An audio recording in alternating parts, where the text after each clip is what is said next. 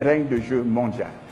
Et comme vous pouvez le remarquer, tous les drapeaux sont plantés sur l'Afrique. Ça voudrait dire tout le monde, toute la guerre se joue sur le terrain de l'Afrique. Toute la guerre économique se joue sur le terrain de l'Afrique. Et nous, Africains, nous avons une obligation de le savoir. Ceci permet d'avancer plus loin et de vous dire quelque chose. Vous savez, sur ce terrain, il y a ce qu'on appelle les enjeux. Pourquoi sommes-nous sur ce terrain? Pourquoi devrons-nous être là? En fait, quels sont les acteurs de ce terrain? La réalité, il y a des acteurs, il y a des enjeux. Et ensuite, quels sont les instruments utilisés pour pouvoir faire cette guerre? Et enfin, quel est le terrain de jeu? Où est le terrain de jeu? Le terrain de jeu se trouve où? Et je terminerai par vous dire, en fait, je pense qu'il est important, indispensable, que l'Afrique puisse prendre conscience de l'existence de ce jeu qui se joue sur son terrain et prendre part à ce jeu qui se joue sur son terrain. En fait, on se bat pour quoi? Quelle est la raison d'être du combat qu'on veut mener? Le premier, vous savez, c'est généralement des combats économiques. Le premier, c'est la masse de consommateurs. Et comme vous le savez, l'Afrique a normalement déjà 1,3 milliard et composé essentiellement des jeunes. Ce qui veut dire un marché qui va durer plus longtemps. Composé essentiellement de jeunes, je voudrais ajouter qu'en 2050, les prévisions de l'organisme international chargé de la population prévoient qu'on sera à 2 millions. Ça veut dire qu'on sera la plus grande masse de la population, la plus grande masse de consommateurs du monde. Est-ce pas normal qu'on puisse s'intéresser sur ce marché? Le deuxième élément important, c'est quand même les réserves.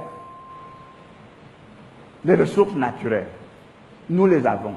C'est en fait nous qui les possédons. Et nous les possédons toutes. Si je parle de réserves d'or, c'est encore l'Afrique qui a 40% des réserves mondiales. Si je parle de réserves de cobalt, c'est encore l'Afrique qui a 60%. Platine, c'est encore l'Afrique qui a 90%. Et si je veux continuer, je voudrais présenter totalement la carte du monde de réserve et vous allez voir que l'essentiel se trouve en Afrique.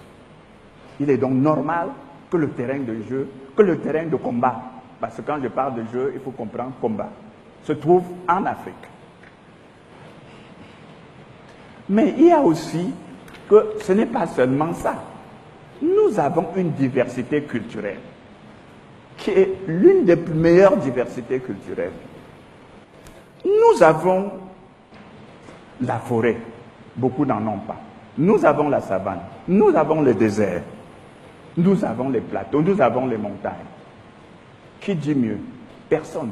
L'Afrique le dit, mais nous ignorons que nous les avons tous là. Et qu'avec ça, nous pouvons aller plus loin. Une fois j'ai planté les décors, je voudrais qu'on se mette d'accord sur une chose. En fait, que sont les acteurs?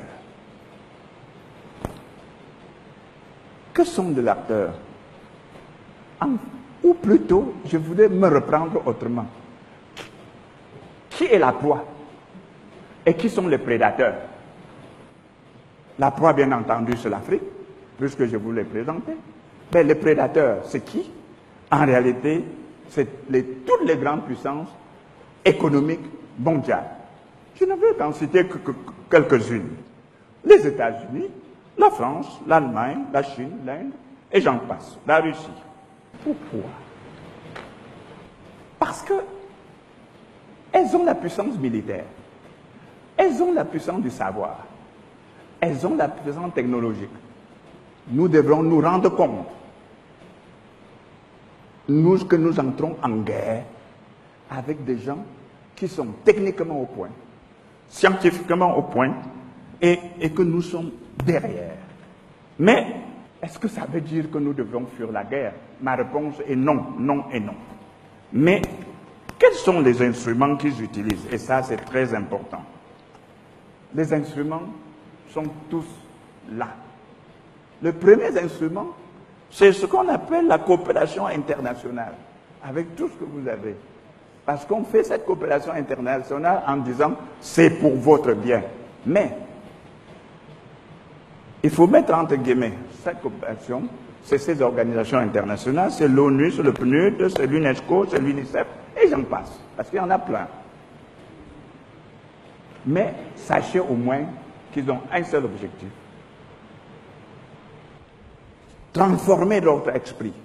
Transformer notre esprit pour regarder que les normes qu'elles ont établies, pour nous empêcher d'avoir nos propres normes, pour nous conditionner l'esprit de telle sorte que nous devenons des simples moutons dans le jeu.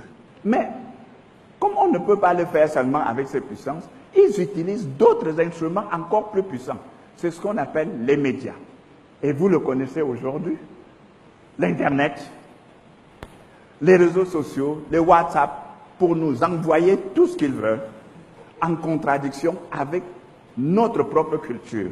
Mais aussi, il y a surtout les grands médias qui arrosent l'Afrique. CNN, BBC, France 24, CCTV, I24 ou I24, Al Jazeera. Quelle est la mission de ces organes? Leur mission, c'est...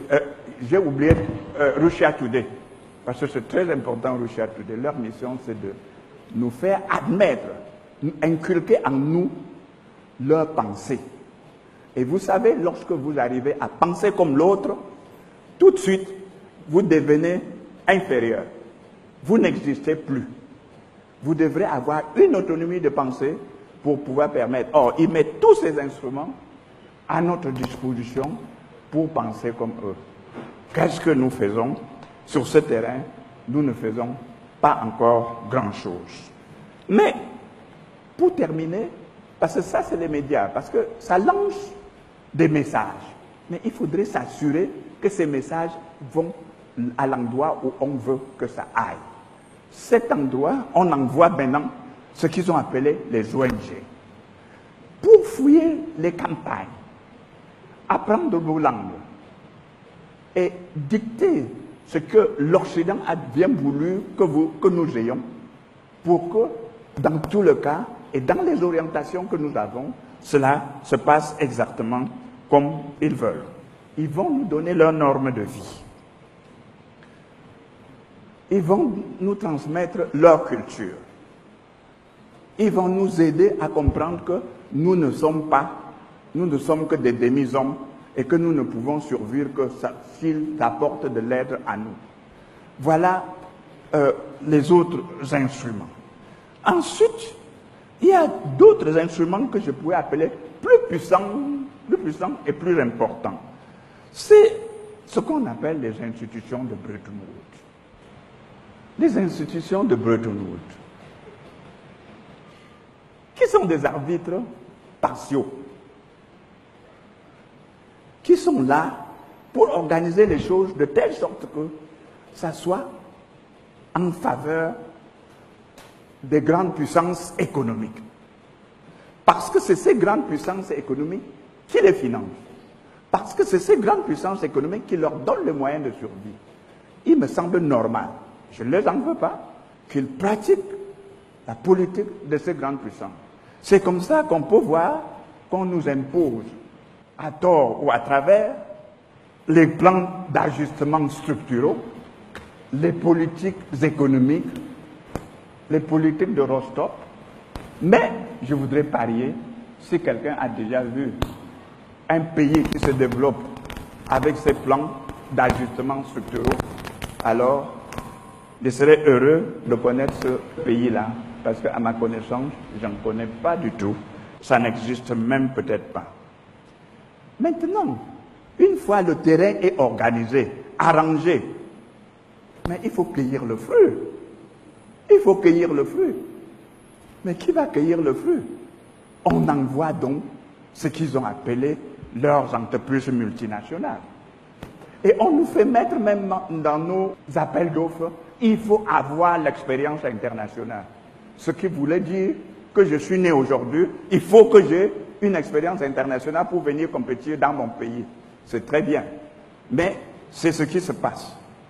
Il s'agira de Rio Tinto, d'ExxonMobil, de Bolloré, de Lafarge, etc., etc. Je ne veux pas en citer tout. Je dis simplement comme ça que ça, c'est les instruments qui sont envoyés sur le terrain pour cueillir le fruit après que tout a été organisé, orchestré pour que le fruit soit mûr.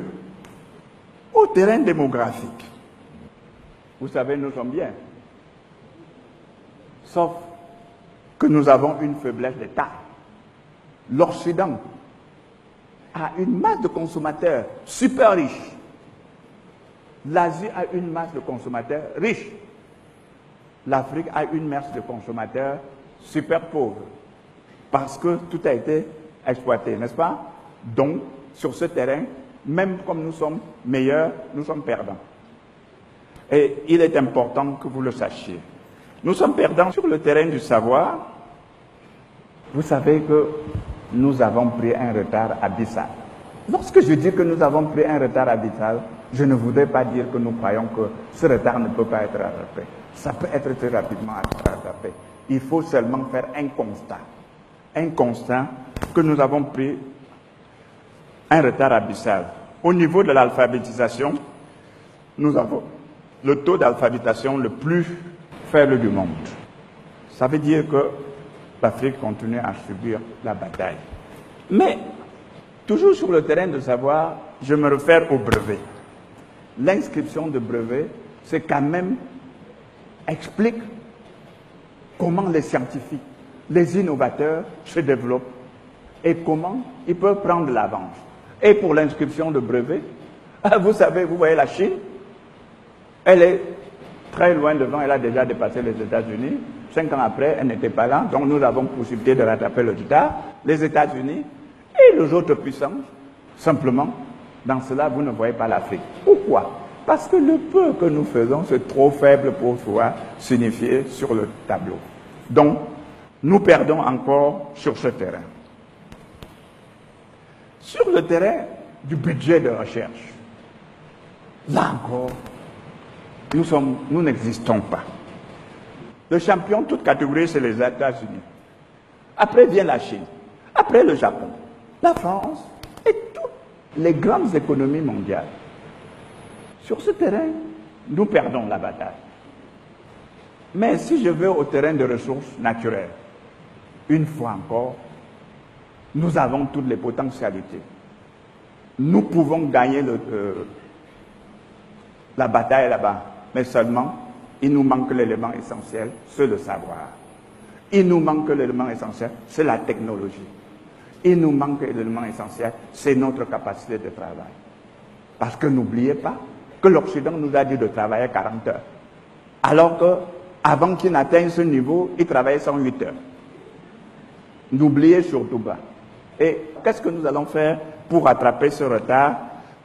That is the question mark. Maintenant, sur le terrain économique, nous avons, au niveau de ressources naturelles, toutes les potentialités. Toutes ces potentialités, nous les avons. Nous en faisons quoi?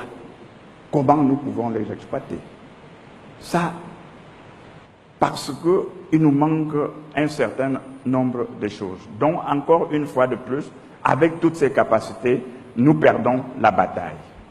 Au niveau donc de la distribution de richesses, complètement, vous allez voir. L'Afrique, c'est ce qui est pointé en bleu au tout bas là. Pendant que tous les pays augmentent de façon exponentielle leurs revenus, leurs richesses, l'Afrique reste stable depuis 50 ans. Et cela veut dire que nous avons quelque chose à faire. Au niveau du commerce mondial, je ne veux pas en parler parce que c'est désolant, puisque notre part représente seulement 2%. Notre part représente seulement 2%. N'oublions pas que nous aurons 2 milliards de population, c'est-à-dire le tiers de la population mondiale. Bientôt, avec 2% de revenus de distribution de richesse mondiale. Sur ce terrain encore, ils perdent toute la bataille. Sur le terrain militaire, vous comprenez, c'est dominé par la Chine, la France, le Royaume-Uni. Mais ce qui est plus grave, et ça, nous devons le savoir, ce qui est plus grave, c'est que beaucoup d'États africains ne savent même pas produire les cartouches des simples pistolets.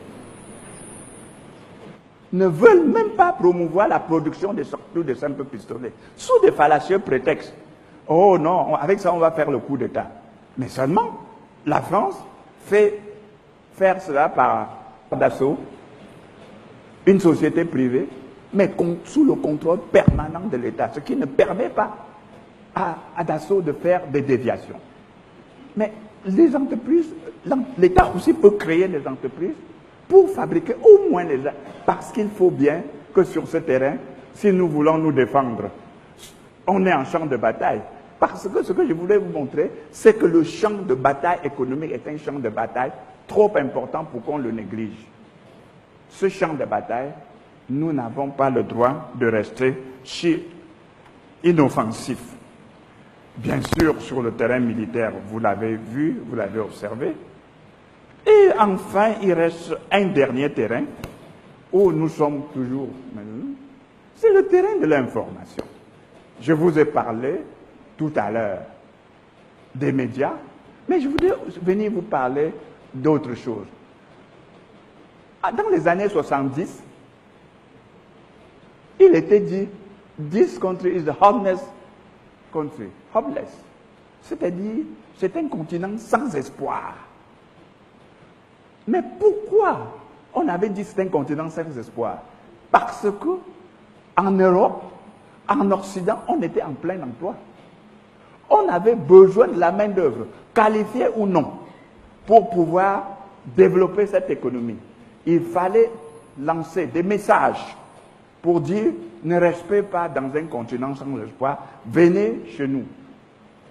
Et après, dans les années 90, il y a la crise économique qui s'est vue aussi en Europe. Alors, le langage va changer. L'Afrique est un continent d'espoir. L'Afrique est un continent de demain. L'Afrique, il fait bien vivre, etc., etc.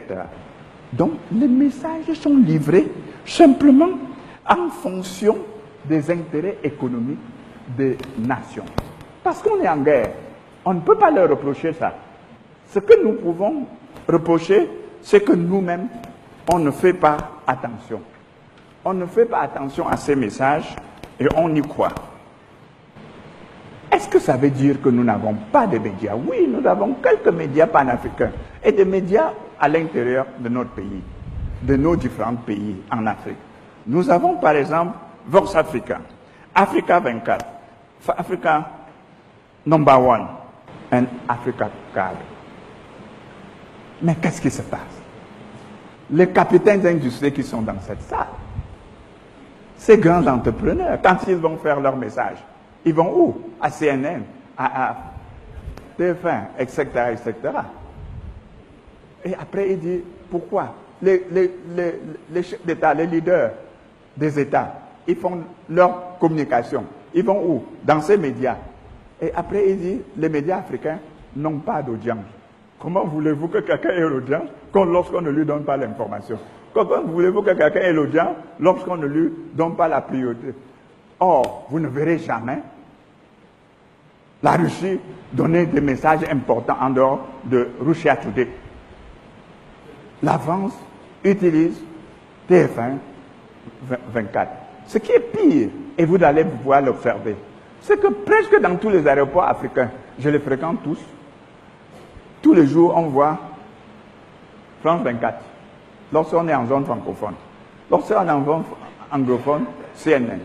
Alors que tout le monde sait, à moins que je me trompe, que ça c'est pour véhiculer des messages contre nos intérêts, contre nous. De là, on doit se poser une seule question. À quand l'Afrique? Et je dirais qu'il faut un réveil urgent. Je voulais même paraphraser le professeur Maurice